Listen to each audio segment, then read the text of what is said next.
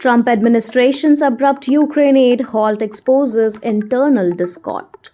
White House blindsided as Defense Secretary's order halts weapons shipments, igniting confusion and raising concerns over national security governance. In a stunning revelation, the Trump administration's internal disarray came into light when an unexpected directive issued by Defense Secretary Pete Hegseth abruptly cancelled 11 U.S. military flights carrying critical weaponry to Ukraine. The flights originating from Dover Air Force Base in Delaware and a U.S. base in Qatar were halted merely a week into President Trump's second term, leaving both Ukrainian and European allies scrambling for answers. The sudden suspension of aid sparked frantic inquiries from Kyiv and Poland, where logistics were being coordinated. Notably, top-tier U.S. officials across the White House, Pentagon, and State Department were caught off guard. Unable to immediately explain who had ordered the halt or its broader implications, within days, under mounting pressure and evident confusion, the flights quietly resumed.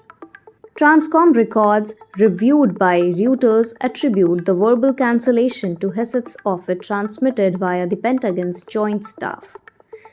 However, insiders assert that during a pivotal January 30 Oval Office meeting including Hegseth National Security Adviser Mike Waltz and Ukraine envoy Keith Kellogg, President Trump issued no explicit directive to suspend Ukraine aid, despite discussion hinting at recalibrating support. The unraveling saga underscores deeper fissures within the Pentagon, a cohort of anti-interventionist staffers reportedly advising Hegseth had long lobbied for curtailing U.S. military aid to Ukraine, advocating an America First retraction from European entanglements. Their push seemingly culminated in Hegseth's ill-fated decision, which according to sources may have stemmed from a misreading of Trump's nuanced position on leveraging aid as a negotiation tool. Ironically, the internal tug-of-war played out as a U.S. envoys Kellogg and Steve Witkoff were pursuing delicate ceasefire talks with Russia, highlighting a stark policy dichotomy between diplomatic efforts and Defense Department maneuvers.